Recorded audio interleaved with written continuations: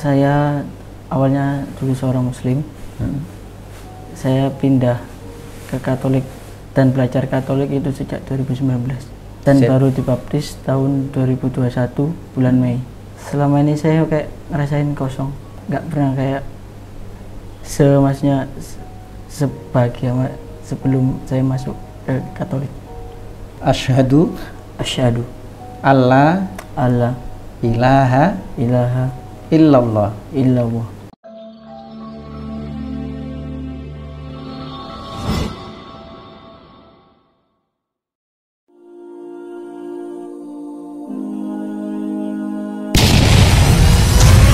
Lelang dakwah. Lukisan legendaris Hajar Aswad karya Meru Sandia.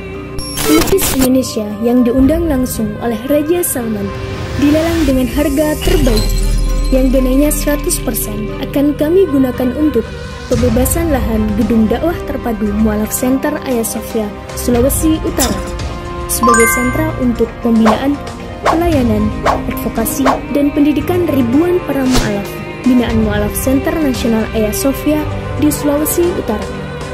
Dana yang dibutuhkan untuk pembebasan tanah seluas 550 meter dan bangunan seharga 550 juta rupiah. Lukisan legendaris Hajar Aswad ini dilelang dengan harga 8.500.000 rupiah saja untuk muslimin yang lebih dahulu menghubungi kami.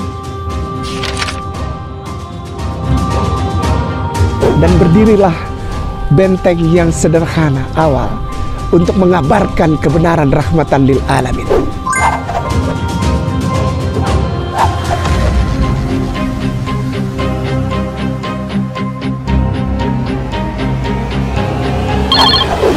Assalamualaikum warahmatullahi wabarakatuh.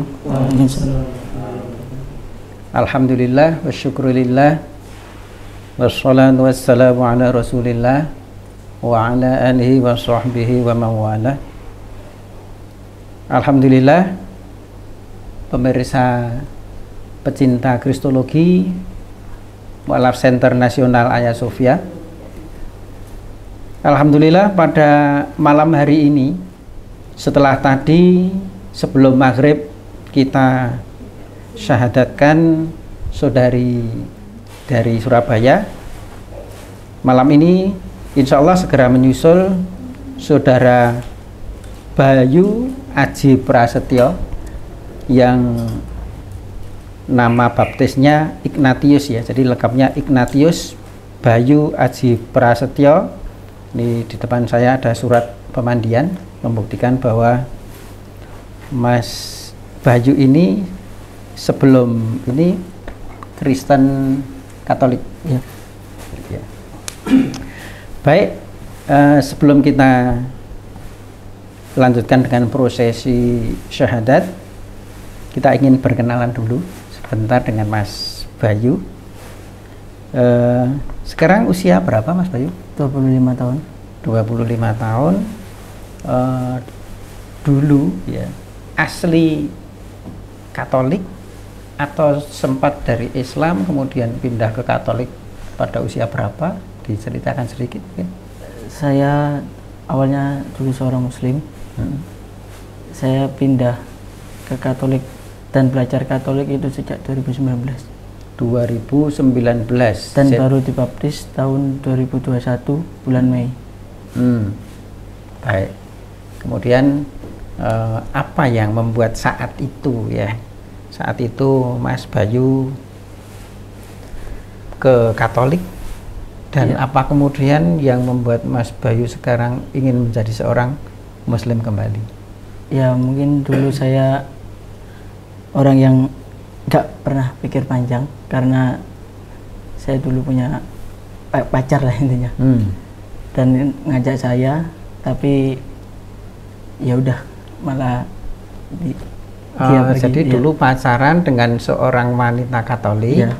Kemudian Mas Bayu diajak pindah ke Katolik dan terjadi proses pemandian itu tahun 2021. Saya belajarnya 2 tahun.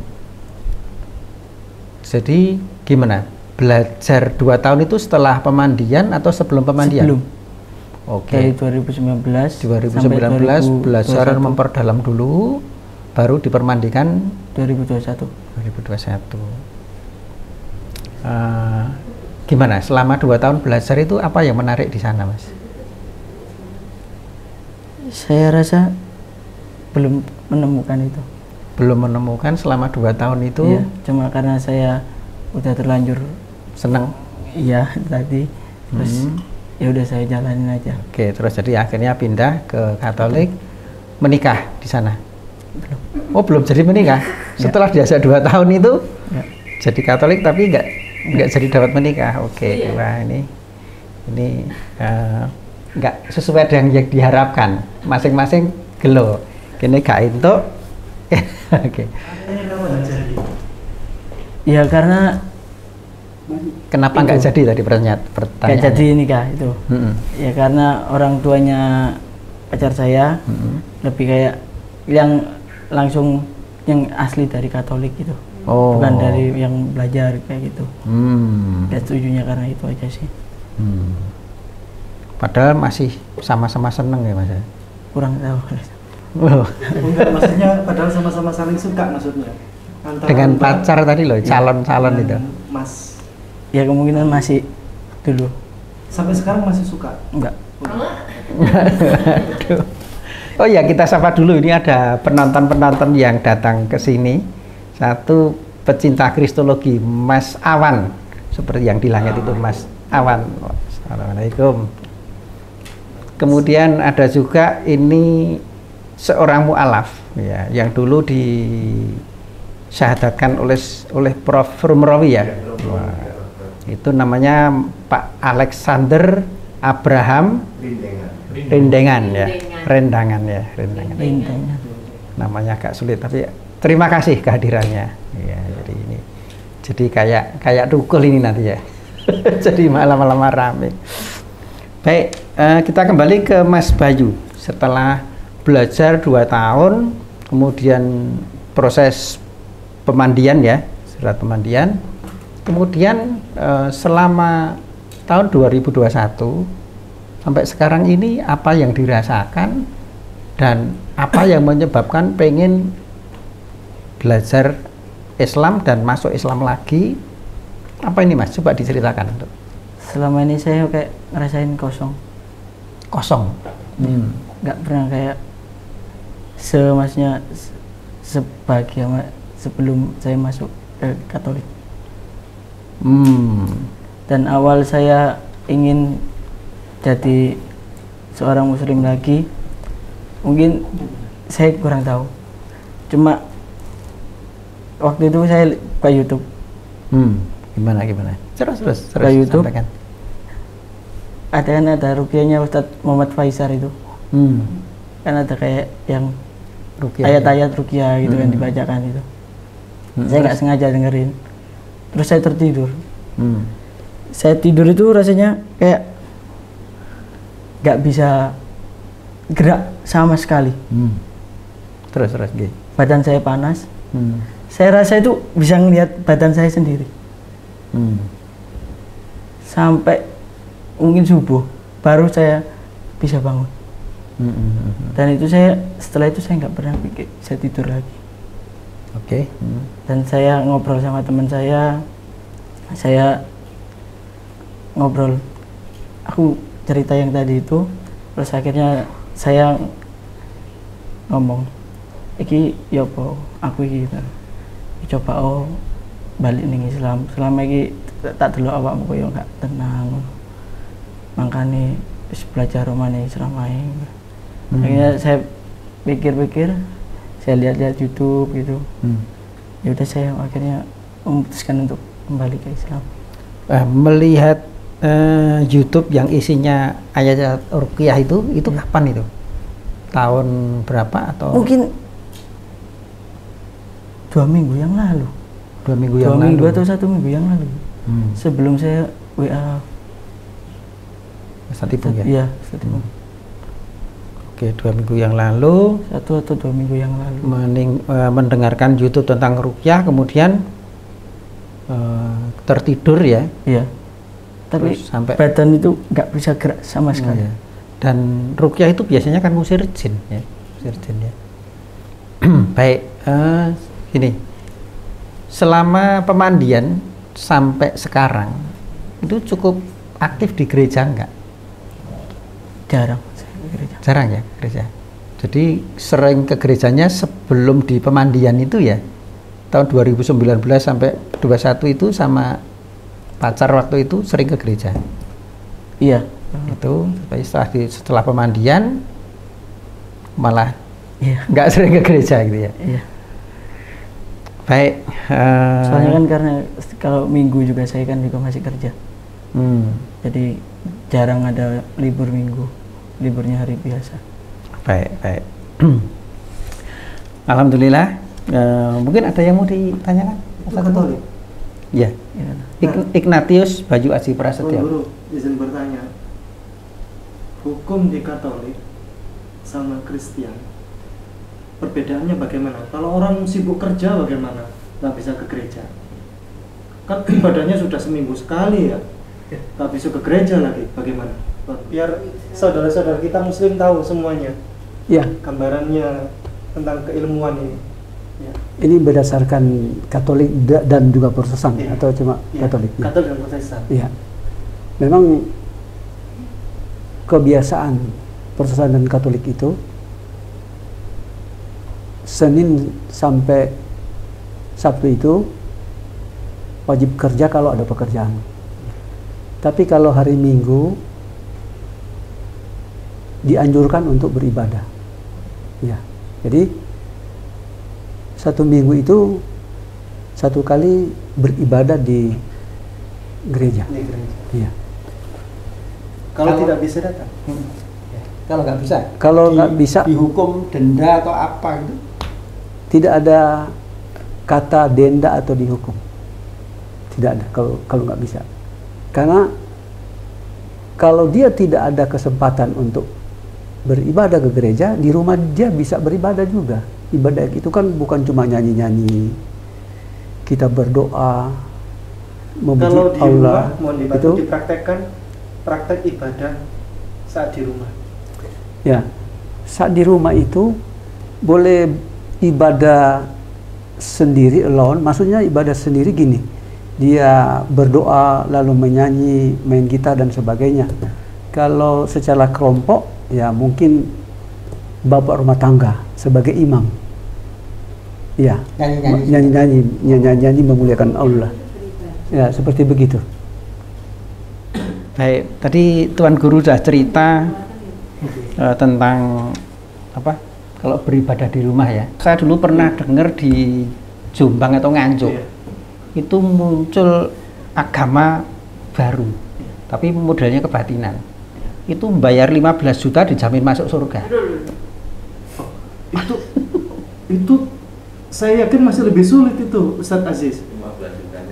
Sabto Dharma itu ibadahnya banyak kali dia, malam lagi sampai larut malam.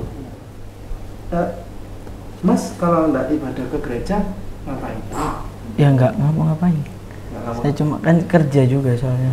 Kerja sampai paling maghrib gitu baru pulang. Saya dulu pernah tanya ini ke tamu saya, ngomong-ngomong, apa sih bedanya ibadahnya orang Kristen sama Katolik? Kebetulan dia Kristen ya. Oh, di Katolik itu nggak enak. Soalnya alatnya cuman itu aja, pakai organ itu aja. Tapi kalau di Protestan itu enak, itu bisa berkreasi, ibadahnya itu bisa pakai gitar, pakai drum, pakai macam-macam ketik boleh. Ya itulah yang mereka sebut ibadah. Ya ini terlepas dari setuju apa enggak dengan cara ibadah seperti itu, tapi kita tadi sudah sharing ya bahwa ibadah yang sebenarnya dalam Bible yang itu diungkap ternyata ibadahnya para nabi dan rasul yang dulu itu yang benar ya ibadahnya umat Islam sekarang ini. Tapi justru umat Kristen baik Protestan maupun Katolik itu tadi ada yang pakai gitar, ada yang pakai itu. Kalau ibadahnya Yesus di Bible pun kan pakai cuci tangan, melepas kasut ya, Kemudian ada yang tadi sampai Menghadap bersujud gitu, bersujud sampai wajahnya menyentuh tanah. Itu kan sujudnya yang dilakukan umat Islam sekarang. Nah, ini seandainya umat Kristen maupun Katolik ini membuka Bible dengan benar, mempelajari dengan benar, maka kemungkinan besar ibadahnya akan mirip, sangat mirip dengan umat Islam yang angkat tangan, yang ruku, yang sujud. Ya, tapi sayang para pendeta, pastor, dan gereja tidak mengajarkan apa yang diajarkan Bible, tetapi dengan cara mereka sendiri. Baik, selamat datang Mas Bayu ke dalam Islam kembali. Sebentar lagi kita akan lakukan syahadat untuk kembali kepada Islam, dan ini menjadi satu hal, satu catatan bahwa Mas Bayu pernah di luar. Ya. Jangan sampai setelah syahadat ini Anda tergoda, Anda harus betul-betul tobat, mendekat kepada Allah Subhanahu wa Ta'ala. Sholatnya yang sregep nanti, ibadahnya juga yang harus berisi, jangan sampai jiwanya kosong. Ya, nanti yang menentukan itu adalah sholat. Ya. Baik, masih ingat syahadatnya dulu ya? Yang ini harus kita tuntun, harus bersama-sama disaksikan oleh Tuan Guru dan Bapak Ipung dan juga teman-teman yang hadir malam hari ini. Kita mulai segera. A'udzubillahi minasyaitonirrajim. Bismillahirrahmanirrahim. Asyhadu alla ilaha illallah wa asyhadu anna Muhammadar Rasulullah. Aku bersaksi bahwasanya tidak ada Tuhan kecuali Allah. Dan aku bersaksi bahwasanya Nabi Muhammad itu utusan Allah. Alhamdulillah. A'udzubillahi minasyaitonirrajim. Bismillahirrahmanirrahim.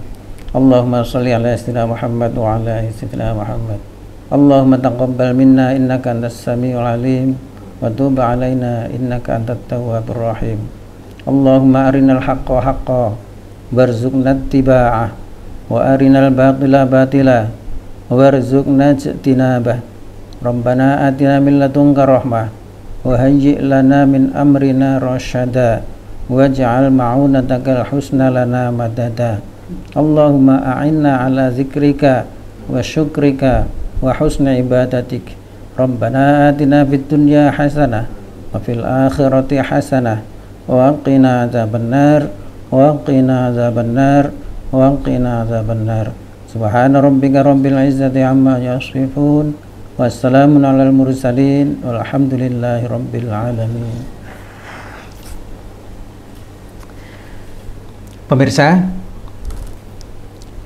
demikian syahadat sudah kita lakukan, dan Saudara Bayu Aji Prasetyo sekarang sudah kembali menjadi keluarga besar kita, keluarga Islam.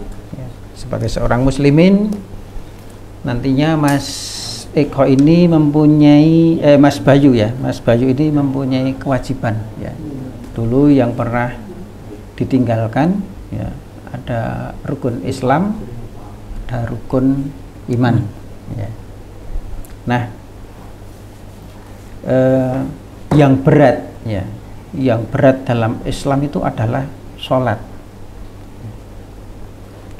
Wa innaha lakabiratun illa alal khasyin. Kecuali orang-orang yang khusyuk, memang betul-betul cinta kepada Allah, itu sholat itu gak berat.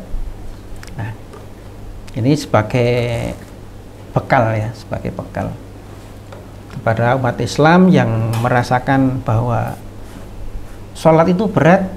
Ya, memang Allah pernah berfirman demikian. Sholat itu berat kecuali orang-orang yang khusyuk. Khusyuk itu fokus ya. Fokus kepada Allah. Sebenarnya begini, ketika seorang ayah melihat kelahiran bayinya, kemudian bayi itu mulai tumbuh, maka ayahnya, ibunya, dan keluarganya ini akan sangat senang kepada bayi itu. Siapapun juga pasti suka dengan bayi. Bahkan harimau pun yang ganas ketika lihat anak-anak kecil, ya, bayi-bayi kecil mereka itu sangat mencintai. Ya. Jangan sekali-kali mengganggu harimau yang punya bayi kecil, ya, namanya. Demikian juga ayam, kalau ada anaknya yang diganggu, dia akan membela mati-matian. Demikian juga anjing, kalau punya bayi kecil, siapapun akan diusirnya dengan segala risikonya. Semua melihat yang kecil-kecil seperti itu, ini pasti suka. Kenapa? Karena bayi itu belum punya dosa, bersih. Bayi itu bersih.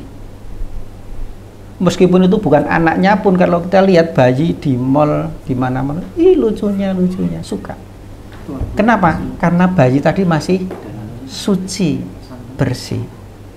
Nah, pola pikir seperti ini bisa kita pakai bagaimana kita itu mencintai Allah. Allah lah yang akan menjadikan kita yang sehari-harinya melakukan dosa, sengaja maupun tidak sengaja. Allah itulah yang akan mensucikan kita,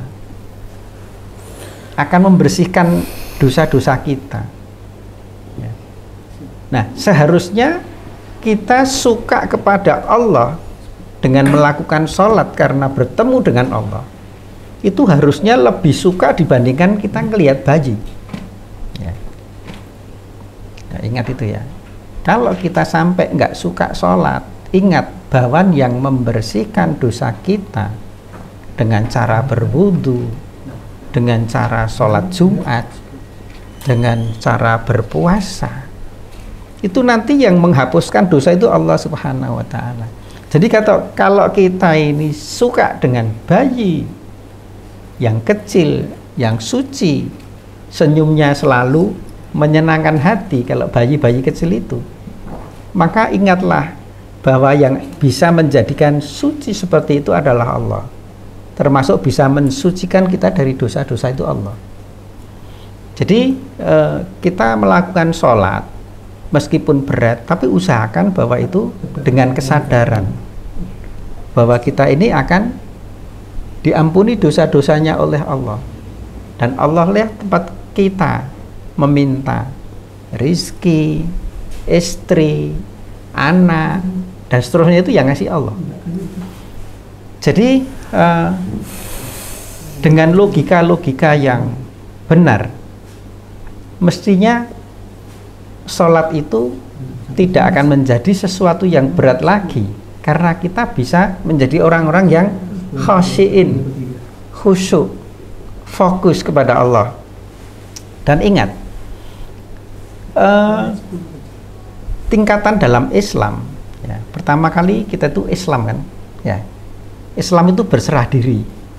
Begitu asyhadu alla ilaha illallah wa asyhadu anna muhammadar rasulullah, maka seluruh dosa dihapus, ya. Seluruh dosa dihapus, ya. Dan kita mulai lembaran baru. Amal-amalan kemarin, amal baiknya apa dihapus? Enggak. Nah, itu sifat Rahman Rahimnya Allah itu di situ. Ketika dosa-dosa dihapus, tetapi perbuatan baik, amal baik tidak dihapus. Nah, orang-orang yang belum berislam dulunya atau yang sempat meninggalkan Islam, seperti Mas Bayu ini pernah meninggalkan Islam, dia akan kehilangan pahala yang sangat besar di setiap harinya, yaitu sholat, ya. Apalagi kalau sholat subuh, wah itu pahalanya besar sekali, karena sholat sunat sebelum subuh pun nilainya lebih besar dari bumi seisinya, apalagi sholat subuhnya. Jadi begini, para pecinta kristologi, muslimin muslimat, betapapun kayanya seorang kafir itu masih tetap kaya seorang yang berislam meskipun dia miskin. Pembandingnya begini, kehidupan itu menjadi satu paket antara kehidupan yang sebelumnya di alam ruh, ya, kemudian kehidupan di alam sekarang ini, dan kehidupan setelah kita mati. Ini satu paket. Jangan yang dihitung hanya kehidupan duniawi tok, ya. Sebagai orang yang percaya akan kehidupan di akhirat nanti, maka paket kehidupan dunia dan akhirat ini adalah satu paket, satu bundle, tidak bisa dipisahkan. Maka ketika seseorang yang mengucapkan syahadat setiap hari, atau seorang yang barusan mengucapkan syahadat baru saja, ini sudah mempunyai kekayaan yang nilainya lebih besar dari bumi seisinya. Saya katakan begini, seseorang yang masih kafir, hatinya masih ketutup, belum mau mengucapkan asyhadu alla ilaha illallah wa asyhadu anna muhammadar rasulullah, ini misalkan kaya, ya, kaya betul kaya. Misalkan punya pabrik rokok, duitnya banyak sekali, sampai punya jet. Orang yang punya tambang, orang yang punya pabrik pakan ternak, itu kan maksudnya besar-besar sekali, ya. Kemudian dia misalkan, wah, semua agama itu sama, yang penting saya berbuat baik, ya. Lalu dia mengumrohkan umat Islam, pegawainya diumrohkan 1, 2, 3 sampai 10, 20, karena dia menganggap semua agama itu sama, maka yang dia membuat satu perbuatan baik yang dia harapkan nanti dia akan mendapatkan surga. Apakah bisa seperti itu? Maka aturan dalam Islam seperti ini. Kamu mengumrohkan karyawanmu berapa? 10 orang, 20 orang, 100 orang misalkan. Kamu hitung berapa kamu bisa keluarkan duit untuk kebaikanmu. Kok kamu minta bebas dari neraka? Bisa nggak seperti itu? Ya. Bisakah seorang yang kaya raya, punya perusahaan, punya tambang, punya pabrik macam-macam, kemudian mengumrohkan karyawan-karyawannya, sedangkan dia masih kafir, dia belum mengucapkan syahadat, belum asyhadu alla ilaha illallah wa asyhadu anna muhammadar rasulullah, bisa nggak dia masuk surga? Nah, pada sesi yang kemarin saya pernah sebutkan, ya, ini hanya untuk pengingat saja bagi yang merasa bahwa dengan berbuat baik kepada orang Islam, mengumrohkan, menghajikan, memberikan sedekah-sedekah yang banyak dan berharap dia akan masuk surga nantinya, Allah sudah berfirman, innal ladzina kafaru wa matu wa hum kufar falan yuqbala min ahadihim mil'ul ardi zahaban walawif tatabi. Sadaqallahul azim. Allah berfirman, sesungguhnya orang-orang yang kafir, yang belum menerima Allah sebagai satu-satunya Tuhan dan Nabi Muhammad sebagai Rasul, dia masih kafir, kemudian dia meninggal dunia, dia mati, kemudian dia akan disiksa di neraka nantinya. Kalau toh dia punya emas sepenuh bumi, maka tebusan itu tidak akan bisa menghindarkan dia dari siksa api neraka.